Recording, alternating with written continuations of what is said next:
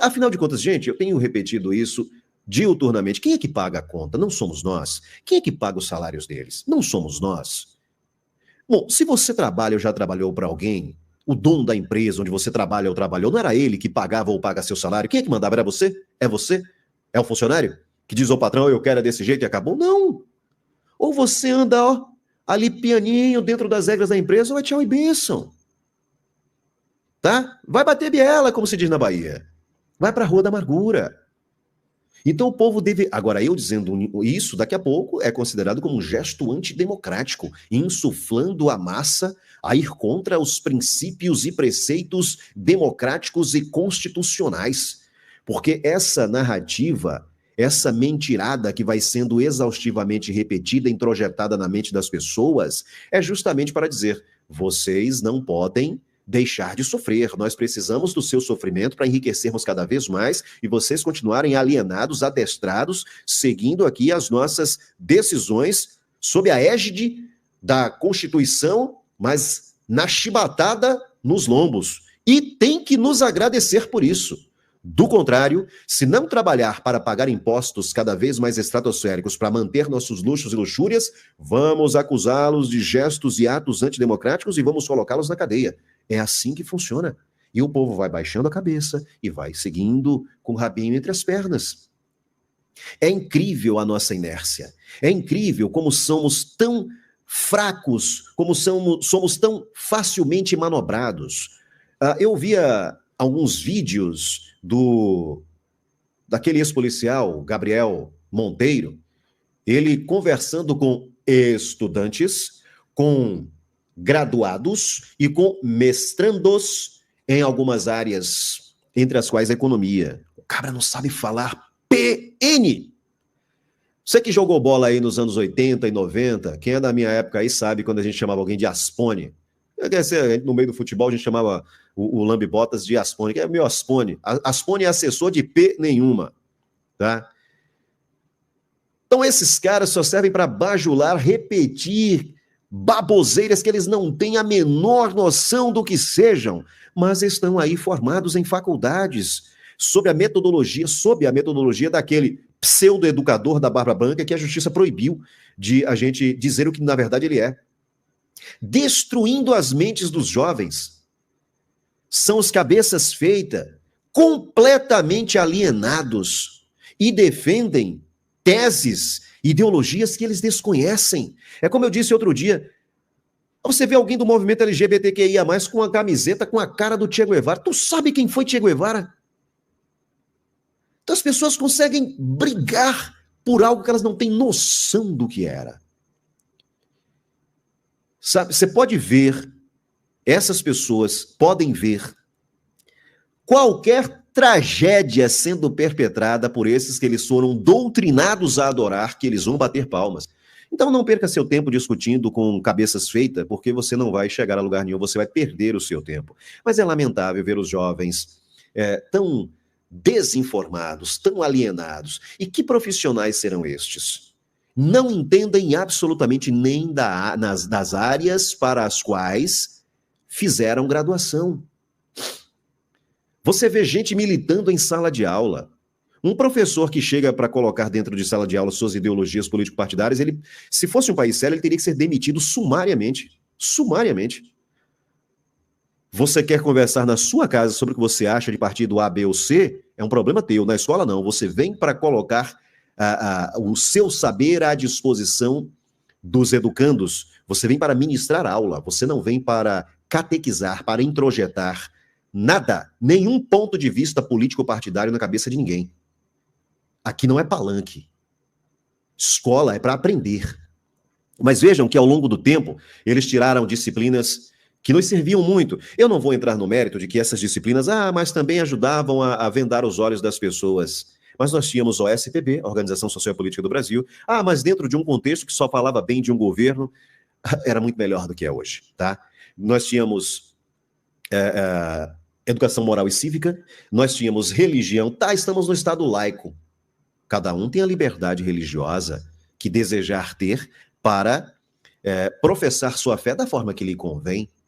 Mas note que nós estamos falando de uma época não tão longínqua, não tão distante, onde o professor era a autoridade principal dentro de uma sala de aula, ou em qualquer lugar que ele estivesse. Para o aluno, era a mesma coisa estar vendo um pai ou a mãe, o respeito era o mesmo. Um adulto na vizinhança chamava atenção quando a gente vacilava, era inconcebível você levantar os olhos e encarar o adulto. O vou chamar sua mãe, vou contar para sua mãe era o suficiente para você tremer pior que vara verde e se arrepender amargamente da travessura que tinha feito.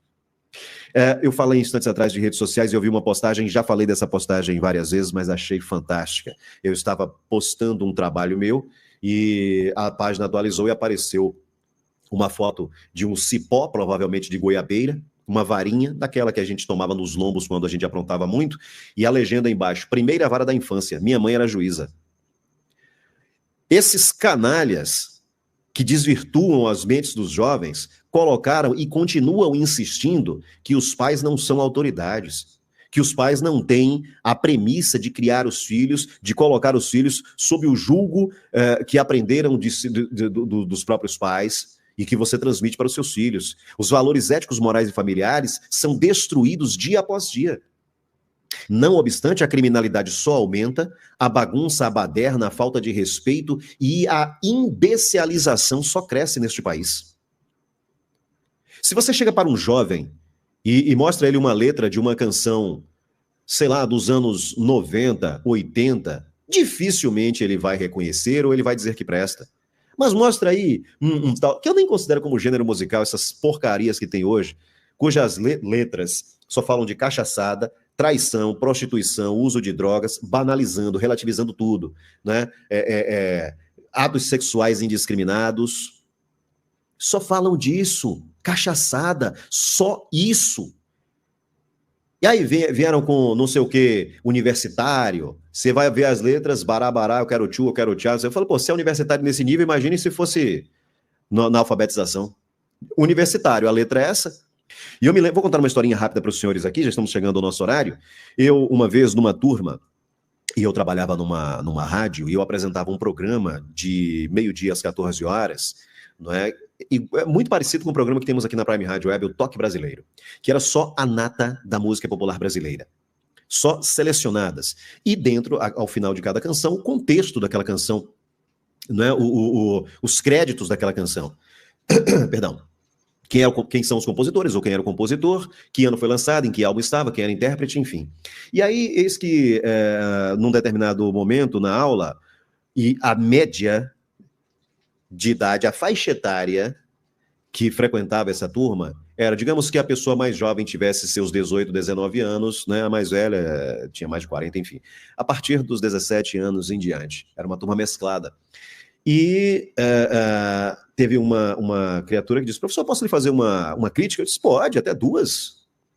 Ela disse, olha, eu cheguei em casa, minha mãe estava ouvindo rádio e o senhor estava ao vivo num programa, mas que programa porcaria, professor, me desculpe. Eu falei, certo, tudo bem. Nem todo mundo gosta das mesmas coisas.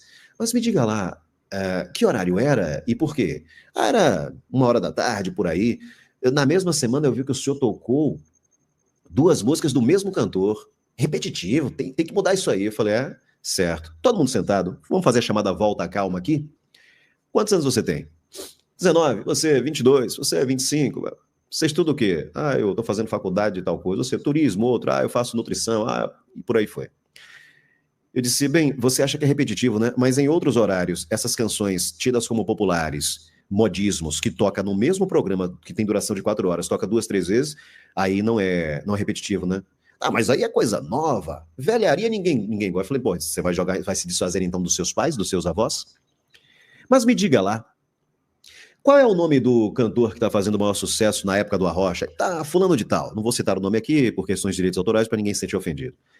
Quem é o pagodão do momento? E aí, qual é a letra de pagode que vem na sua cabeça agora? E aí, cantaram os trechinhos. Ótimo, legal. Você sabe quem é o atual vice-presidente da República? Na época, era o Marco Maciel. E tá amarrado. Eu disse, não, o nome dele não é esse, não. Você sabe quem é o governador do estado tal? E fui fazendo algumas perguntas dentro de um contexto que, para aquela faixa etária, eles tinham obrigação de saber. Ninguém acertou nada. Tá, então vamos fazer o seguinte, quando você for fazer uma prova, seja num concurso, seja na prova da sala de aula, seja numa entrevista para emprego, você coloca aí todas as respostas que você me deu quando eu fiz perguntas fúteis e que não colaboram em nada com o seu crescimento intelectual. Mas esse ridículo que você citou aí chama-se João Bosco. E eu não estou falando daquela dupla sertaneja, não. Estou falando de João Bosco. E pessoas como essa, muitos desses artistas foram exilados, alguns alegam ter sido torturados, mas foram proibidos, tinham letras censuradas, para que chegássemos, lutavam para que você possa falar as asneiras que você fala hoje. Tá? Então você não conhece uma canção como Bêbado e o Equilibrista, que é uma obra-prima, mas você conhece todas as sutilidades de hoje, tendo você uma idade próxima dos 30 anos. Não obstante, a academia da qual eu fazia parte tinha núcleos em outros lugares, e uma das nossas alunas foi fazer um intercâmbio em um outro país, na Alemanha. E lá ela procurou capoeira, achou, e o professor de lá disse-lhe, olha, você pode vir amanhã, traga uma roupa folgada para você começar. E quando ela chegou no dia seguinte, ela estava trajada com o nosso uniforme. E o professor de lá disse, eu conheço esse trabalho lá do Brasil. E ela, conversando com ele, falou tudo a respeito da cultura alemã. Ao que ele respondeu, fez algumas perguntas a respeito do Brasil, ela não acertou nada. E ele disse-lhe, você não se envergonha em saber muito mais da minha cultura, do meu país, do que do seu? Então, é isso que introjetam na mente dos jovens, alienam completamente, e esses jovens passam a defender com veemência as loucuras perpetradas por cafajestes, por bandidos de altíssima periculosidade. São chamados idiotas úteis, que lutam as lutas daqueles que arranjam suas tretas para disseminar o mal e assistem de camarote. É assim que funciona. Então não vale a pena você discutir com cabeça feita, porque você sempre vai perder o seu tempo, tá? Então é isso que eu tinha para dizer a respeito da matéria. Violência, violência, violência. Já dizia ou já disse Humberto Gessinger, a violência travestida faz seu trotuar. Humberto Gessinger, o líder dos engenheiros do Havaí. Nas grandes cidades de um país tão violento, os muros e as grades nos protegem de quase tudo, mas o quase tudo quase sempre é quase nada, e nada nos protege de uma vida sem sentido. Uma letra como essa, rock and roll anos 80. Ninguém lembra mais. Talvez ninguém tenha ouvido, né? Mas muita gente lembra de Cazuza. Ideologia, eu quero uma para viver. Meus heróis morreram de overdose. Olha aí. Olha a boa influência do Cazuza, que tinha um talento extraordinário, que era um músico incrível e que, sim, é um ícone do pop rock nacional, uma das principais figuras. Mas Cazuza não era exemplo para absolutamente ninguém que desejasse uma vida correta. Tanto sim que todos sabemos qual foi o seu fim. Então, você sabe, eu quero tchu, eu quero tchá, os vídeos circulam aí nos TikToks da vida, gatinha, não sei o que, no tchuco, no tchaco, no tchaco, no tchuco. É isso que tem na mente dos jovens. O que você vai conversar com... Graças a Deus não são todos. O que você vai conversar com um...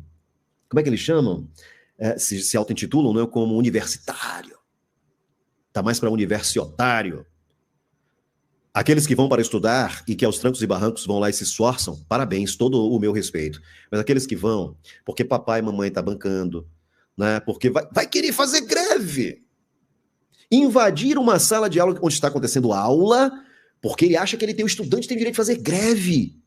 Né? A ideologia de A, de B ou de C, os PFs da vida. PF é aquele pseudo-educador da barba branca que ajudou a acabar com a juventude brasileira.